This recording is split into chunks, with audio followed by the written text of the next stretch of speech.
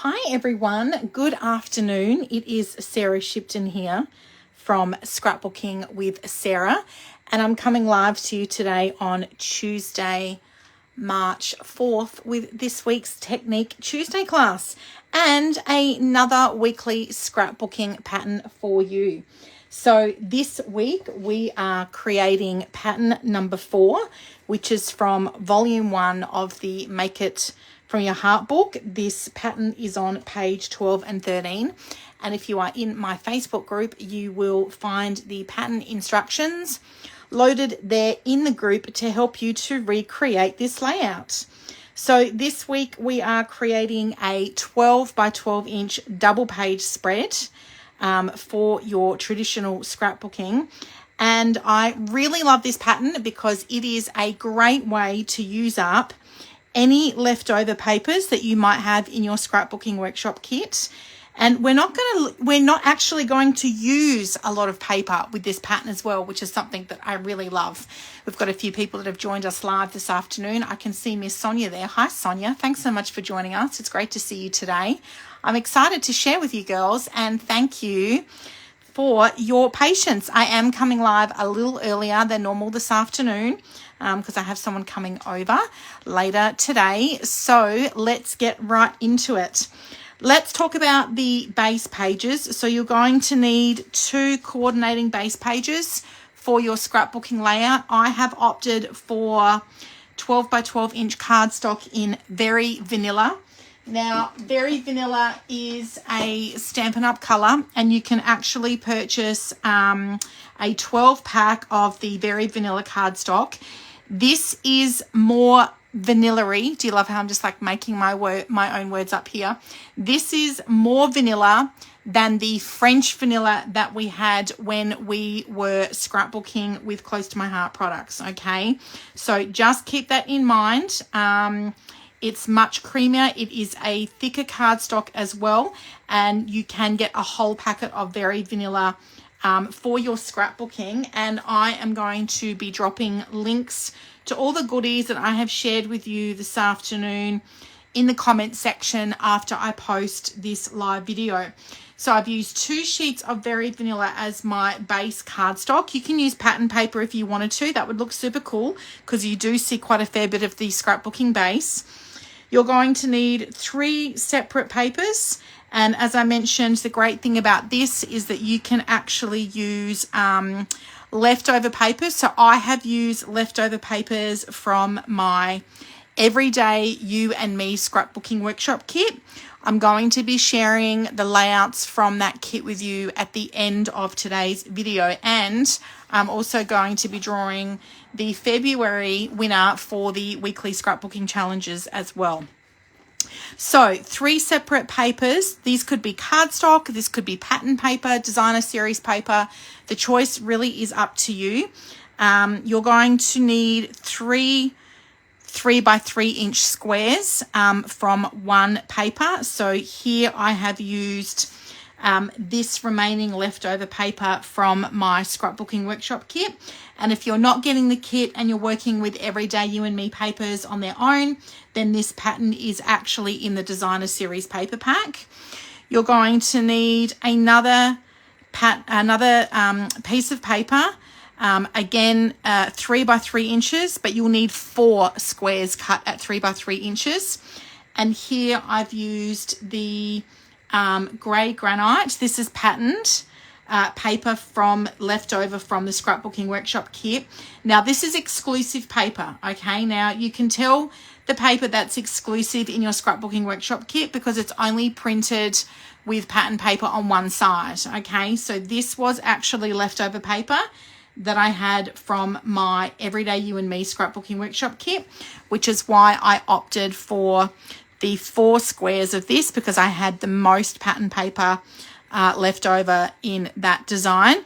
And then you're going to need a 3rd sheet of paper, again either cardstock or designer series paper. You're only going to need 2 squares cut at 3 by 3, and I have opted for leftover cardstock from my scrapbooking workshop kit. This is Pretty Peacock but it is the lighter side of the Pretty Peacock. So the cardstock that comes in your scrapbooking workshop kit is two-tone, and I have opted for the lighter side. And you can see that I have actually run this through one of my embossing folders. I have used the Stampin' Cut and Emboss embossing folder Painted Texture.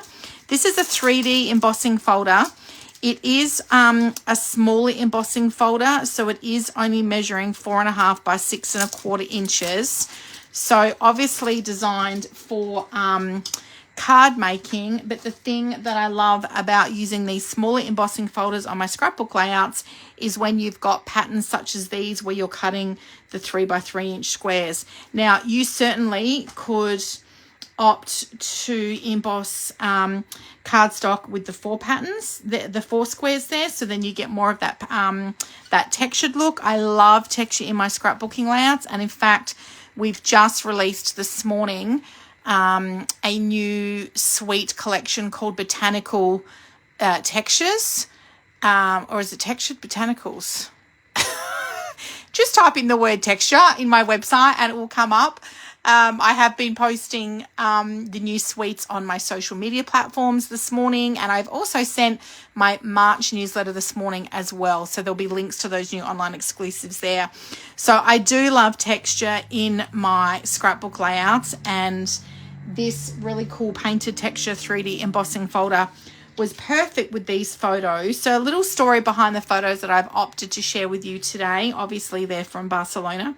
These photos were taken back in 2018, and they were whilst I was on an incentive trip with Close to My Heart. I earned the 2018 trip, which was a cruise with MSC on the Meraviglia through the Mediterranean. And one of the stops was obviously Barcelona, and we spent the day in Barcelona, and it was a Close to My Heart tour day. So they actually took us for a tour, like this whirlwind tour around Barcelona. We went to, I want to say it was like the art gallery, but it was like this big lookout overlooking the city. And then we had some time touring some of these beautiful, now I do not know how to pronounce this architect's name. I don't know if it's Gaudi or Gaudi, G-A-U-D-I, Gaudi. I feel like it might be Gaudi. So he was a famous Spanish architect, and we spent some time touring some of the buildings that he had designed around Barcelona. And this particular building is called Casa Batlló, one of the Gaudi houses, and it kind of has this really cool design on the outside that looks like a skeleton. So pretty cool. Now you might be thinking, oh my gosh, she's cut those photos down in 3 by 3. Now let me tell you, this particular pattern is really great for photos that you want to crop a lot of, obviously, space out. So they were taken in 2018. They were taken on the iPhone that I was using at the time. So the images were really dark and they just weren't great. I'm not going to lie.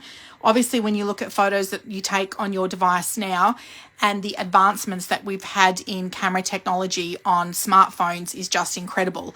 And so this photo, this would have been probably a great photo to keep as 4 by 6, but you know, I've kind of moved past that. I've already cut it now. It is what it is. So you can just see me, but I'm actually standing across the road and you could see the top to the bottom of the house here. But I'd taken so many photos of this house, and these were photos that I'd printed some time ago. So if you follow me on the socials, one of the tips that I like to give my customers, my audience, my scrapbooking community, when I am scrapbooking, especially when I'm using these scrapbooking workshop kits, I don't actually scrapbook in chronological order. What I will do is I will try to find photos that I have already printed. So these were a bunch of photos that I printed quite some time ago. So this trip was in 2018. I probably started printing them not long after we got back from that trip, so most likely in 2018.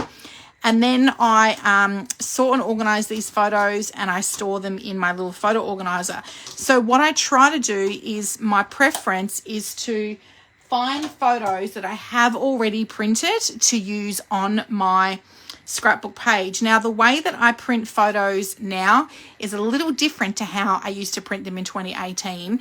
And as you can see, I've got several photos of this particular house. I do print all my photos in 4x6 inch, and then I just crop them down to suit the pattern that I'm working on. So this is why you can see I've got some close-ups of the balconies and the building itself.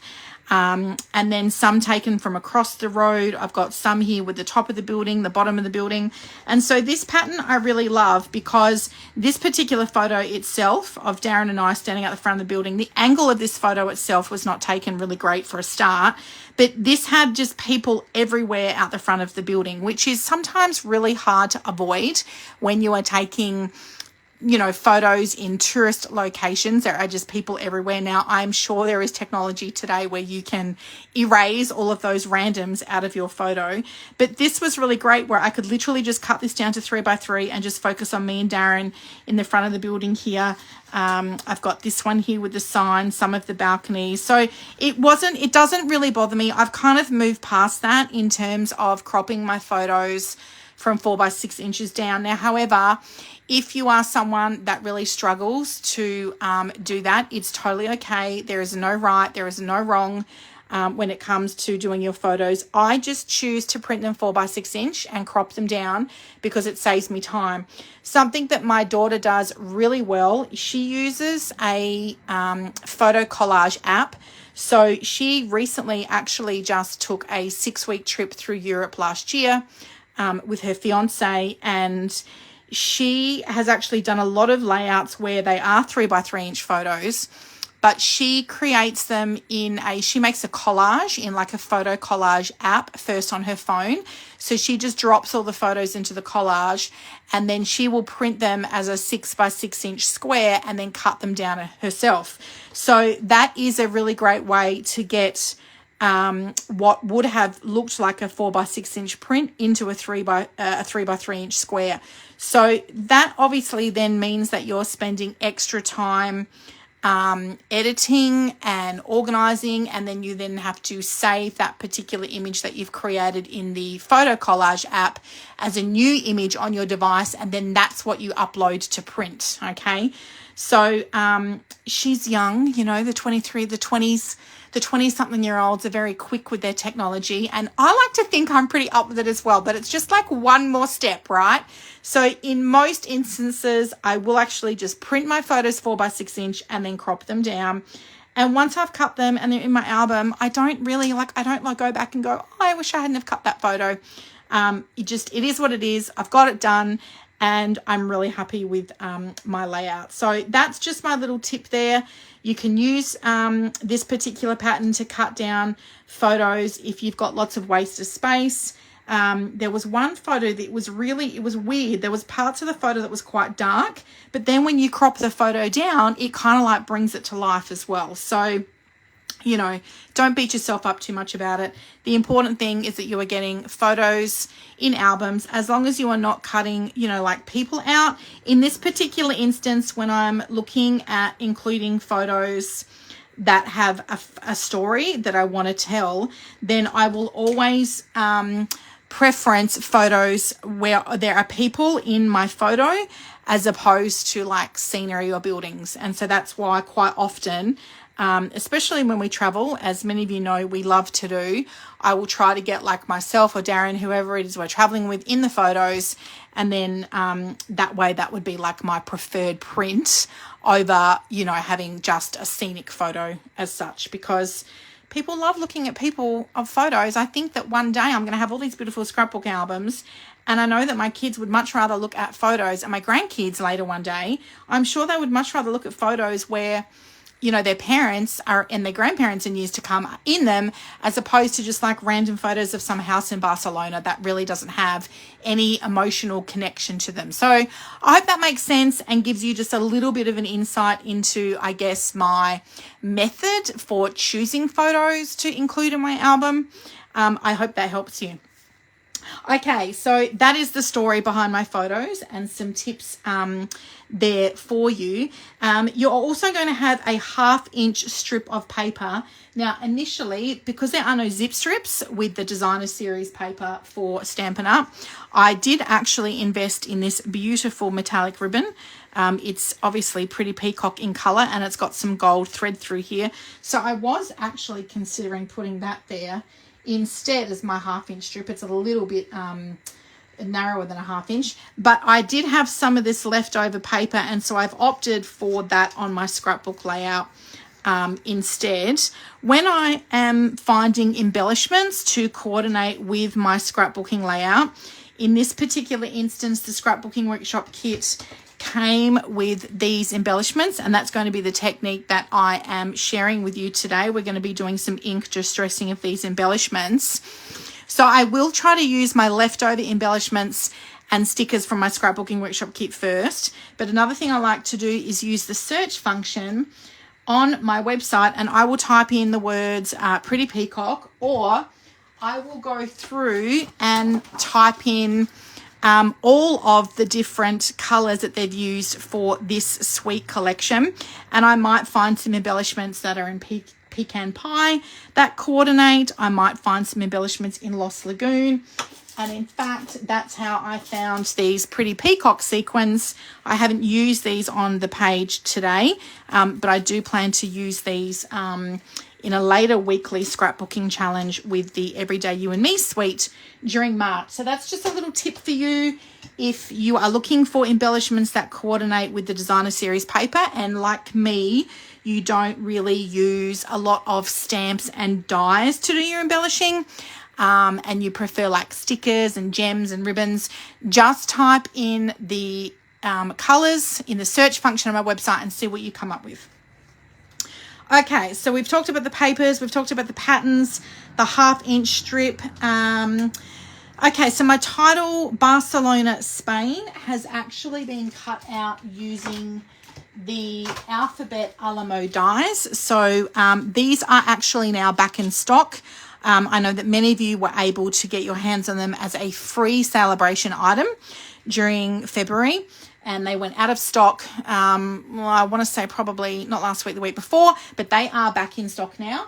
So I have cut out the words Barcelona and Spain. And if you were watching my Technique Tuesday last week, I showed you how to do the ink distressing using your blending brushes and your inks around the outside of your cardstock for your base pages. Well, can I share with you that this was actually the top of that bit of paper there, and what I opted to do was align my letters right at the top here for the words Barcelona and Spain, and then I've ended up with this really cool ombre type effect where I've got some pecan pie ink over the top of my acorn cardstock. I did actually distress the lighter side of the acorn cardstock with my pecan pie ink, and rather than throw that out, I've actually kept that and I've used that as my title. So you know what, I actually kind of like thought of a new technique. You could do ink distressing your cardstock first, like an ombre effect in different variants of color, and then cut your letters out. Isn't that clever, girls? See, I do come up with these things sometimes. So we've got Barcelona, Spain stuck on there, excuse me. We've done some 3D embossing. Okay, let's talk about the stamping. So I actually ended up investing in the Everyday You and Me stamp set with the coordinating die. I've taken the die out of the pack and just put it on the inside of my stamp set here. So this little stamp here, I decided to take some inspiration from the how-to pattern. They've actually stamped on the lower left-hand corner and the top right-hand corner. It's really, I don't know, I hope you can see that there in the video, but they've actually done some stamping in the same color ink over that cardstock, and I thought, oh, that looks fun. But I didn't have Very Vanilla ink, and in fact, I don't even know if we have a Very Vanilla ink. So I opted for Lost Lagoon. So I've used the Lost Lagoon Classic Stampin' Pad, and I've used the little pebble stamp, and I've just created a fun kind of like corner border on the bottom left of my layout and then on the top right of my layout. And then I've added some of my leftover, this was a leftover die cut from my Everyday You and Me Scrapbooking Workshop kit, some of the embellishments, the stickers with some Stampin' Dimensionals, of course. And then for my little bling, I felt that those pretty peacock sequins that I shared with you earlier were just a little bit too, they were very bright. And so instead I opted for, and of course I had everything piled up here. Oh, here we go. I've actually opted for the iridescent foil gems, which has got this gorgeous kind of like speckled gold color through the iridescent gems, which I love. And I've actually popped them on my scrapbook layout just as my little bling. So love it, love it, love it. And I have journaled with my Stampin' Write markers using the Neutrals collection. I've opted for Pecan Pie, which is one of the colors from this paper suite here.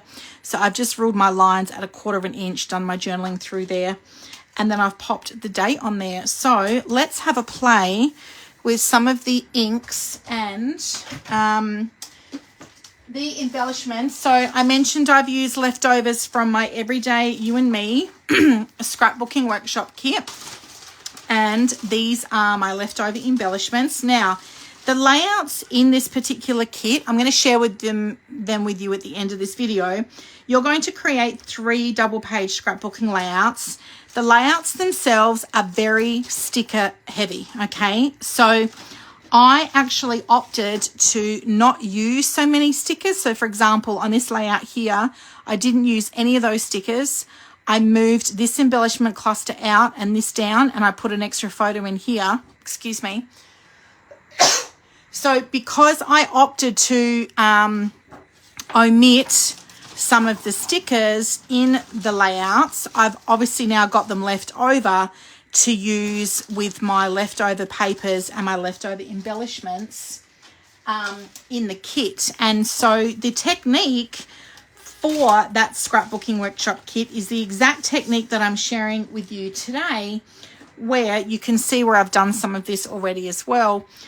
What we've done is we've distressed the embellishments with some ink and the blending brush over the top. Now these are like, they're a little bit thinner than a chipboard, but they are a die cut, so they do punch out really easily, but they're secure. Like they're not going to tear when you break them out, okay? So these are laser cut, and I think that when I look at this, it looks like it is the grey. I want to say it's the grey, grey granite. Grey granite from the Everyday You and Me Scrapbooking Workshop kit, or the colour palette, I should say. Right, so I'm going to get some scrap paper now, and I'm just going to pop this underneath here before I do this distressing over the top. What do I want to just ink distress? I'm going to ink distress this one here, okay? So I probably could have got some bigger scrap paper, to be honest with you, but I wasn't prepared for that. So I've got my Pecan Pie classic Stampin' Pad. I've got my blending brush. I am still using my blending brushes that I bought when I was with Close to My Heart. If you haven't invested in blending brushes, you can get 3 packs of them. So I'm just inking that up, and because this is like super inky, juicy they say, I'm just going to tap a little bit of that excess off. And using my blending brush, I'm actually going to just blend over this big leaf die cut here. Now, I want to just preface this by saying that I find it easier to ink my die cuts when they're still sitting inside the carrier sheet. If you would prefer to, now what that means, of course, is that as I'm blending the ink over this big leaf, I'm not really being too cautious in ensuring that I'm not getting ink around these other surrounding embellishments. I'm not too worried about that because I know that I'm going to use these embellishments on other layouts. So whether I have distressed them with Pecan Pie or whether they're kept in the original color grey, I'm not really that fussed about, okay?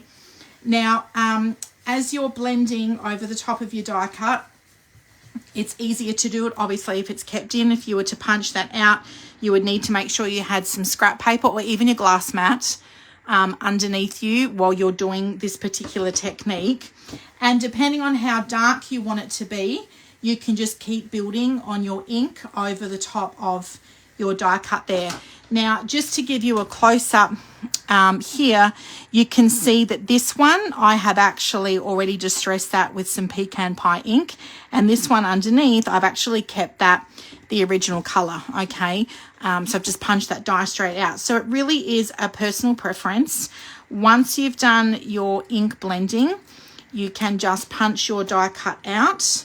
And you can see now she's good to go. I do actually prefer it with that pecan pie, I'm not going to lie. And you can see, like, when I first did this technique, I was like, oh my gosh, is this even working? But then, like, you punch it out and you put it next to, like, one of the dies that is the original color, and you're like, oh my gosh, yes, it actually did work and it looks fabulous. Now, if I was to show you to try to do this technique, you can see here that by moving that blending brush around over the die cut, you're probably going to be more likely to maybe break that or tear that, as opposed to leaving it sitting inside its carrier sheet, blending first and then punching it out, okay? And because the ink, obviously, like, it's wet, so you don't want to be like too heavy-handed with that ink, but you would need to be holding it in place before you were to blend that over. And then, of course, you know, some of my customers are like, oh, I don't like all the ink, and that's okay. Some people really love getting inky, but if you don't like getting inky, then you might prefer actually distressing it first while it is inside its carrier sheet before you are going to be inking that up. Now, in terms of sticking your embellishments down onto your scrapbook layout, I have actually used the mini glue dots. So I would turn this over and I would pop a couple of the mini glue dots on there, and then turn that over and then align that with where I want that on my scrapbook page. So you will want a box of these mini glue dots. They're acid free and non-toxic, so safe to go in with your scrapbook. You can get 300 in the box, and I think the Australian price off the top of my head for these is about $12. So pretty good value there from a price point perspective. So I have distressed my embellishments here and here, and then just made a cute little embellishment cluster before I've stuck that down on my scrapbook layout. So I'm very, very happy with that, and I hope that you have enjoyed that technique today. I probably am now going to spend the rest of the time ink distressing all of these while they're still in their carrier sheet, so they are ready to go for the remainder of my scrapbook pages that I'm going to make this month using the Everyday You and Me paper suite. So I'm going to share with you now the 3 scrapbooking layouts that you're going to create with your Everyday You and Me scrapbooking workshop kit.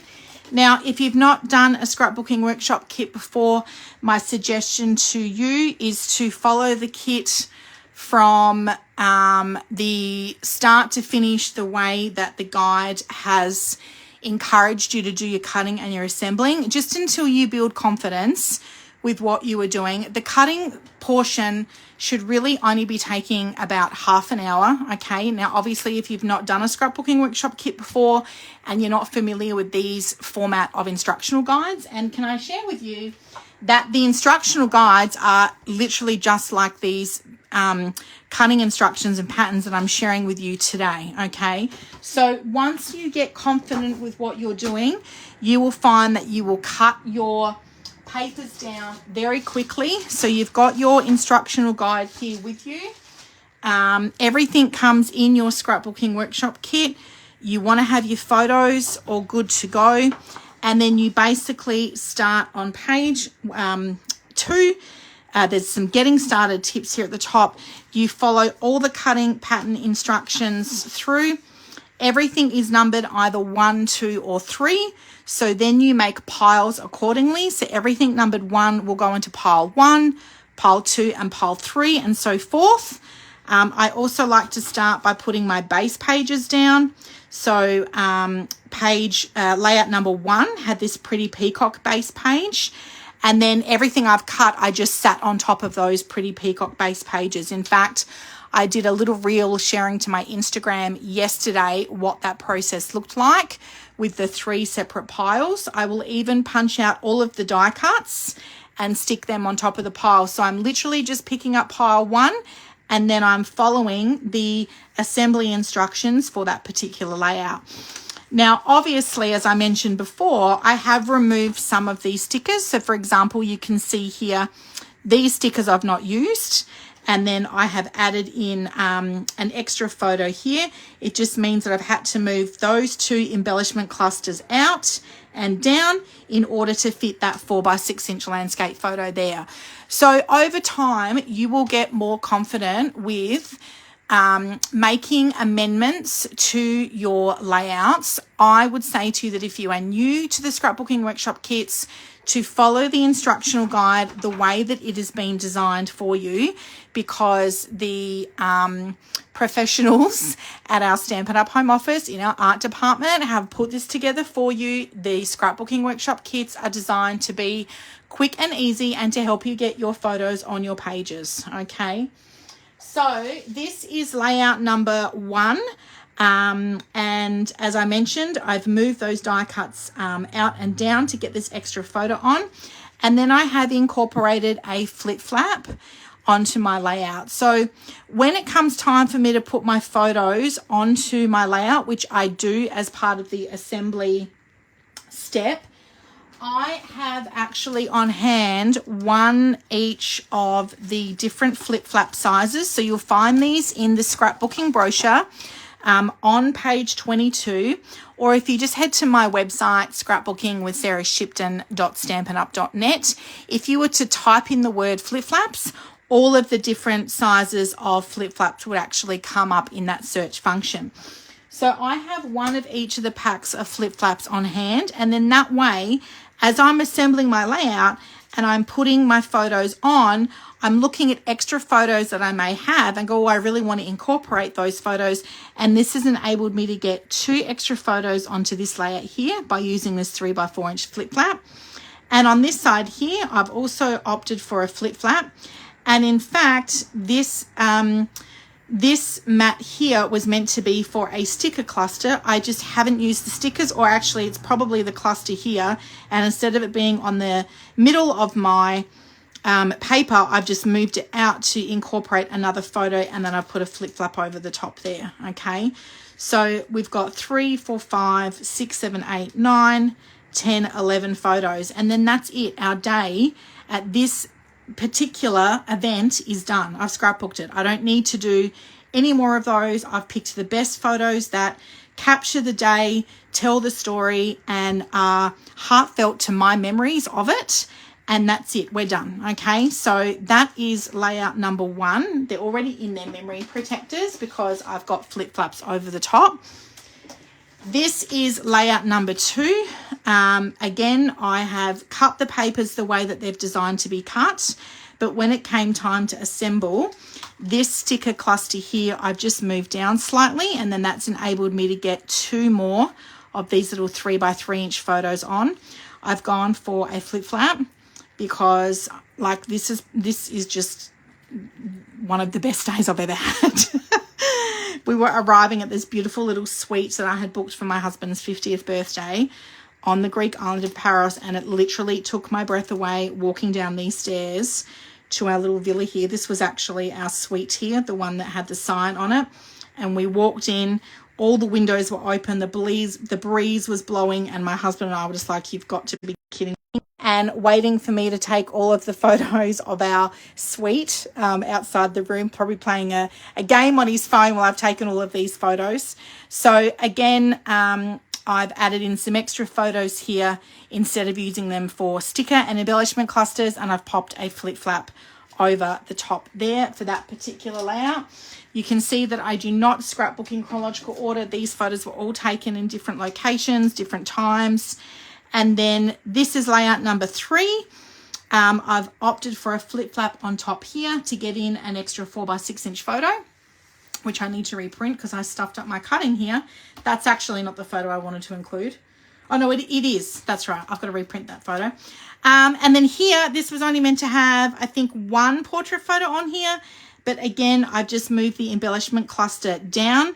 I've cut an extra photo mat using my included cardstock, and I've been able to get 2 portrait photos on here, plus a flip flap of these gorgeous daffodils that were growing very brightly and beautifully in Washington Square Park in New York City. So love it, love it, love it, love it. This just makes me so happy.